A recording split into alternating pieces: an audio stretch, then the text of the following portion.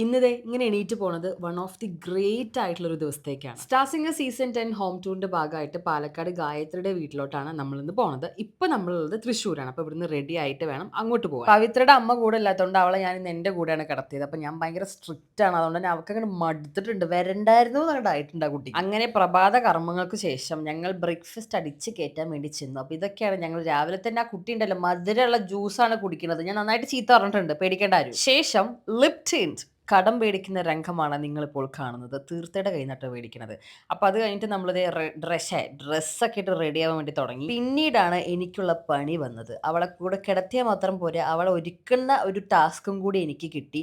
അവൾക്ക് കണ്ണെഴുതാനും മൂക്കെഴുതാനൊക്കെ അറിയാം. പക്ഷെ ഞാൻ തന്നെ ഒക്കെ ഇട്ട് കൊടുക്കണം എന്നുള്ളൊരു നിർബന്ധമായിരുന്നു. വെറുതെ ഒന്നല്ല കേട്ടോ, ഡിമാൻഡും ഉണ്ട്. അതാണ് സഹിക്കാൻ പറ്റാത്തത്. അങ്ങനെ അങ്ങോട്ടും ഇങ്ങോട്ടും അടികൂടി ഞങ്ങൾ റെഡി ആയി കഴിഞ്ഞു. This is my outfit of the day and അവളുടെ കുപ്പായം ഇതാണ്. അപ്പം സെറ്റല്ലേ. ഗായത്രിയുടെ വീട്ടിലെത്തിയപ്പോൾ മുതൽ തുടങ്ങിയ തീറ്റയാണ്. ശേഷം ഞങ്ങൾ ആദ്യം ഒരു സ്കൂളിൽ പോയി.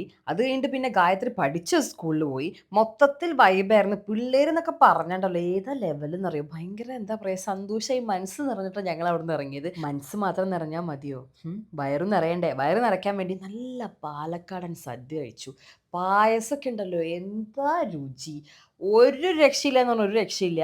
അതിന്റെ ഹാങ് ഓവറിൽ കുറച്ചു നേരം ഉറങ്ങുകയും ചെയ്തു. പിന്നീട് 6 മണിക്ക് ശേഷം ഞങ്ങൾക്കൊരു വലിയ ഇവന്റ് ഉണ്ടായിരുന്നു. അതോടുകൂടി ഈ ഒരു ദിവസം കഴിഞ്ഞു. ബൈ.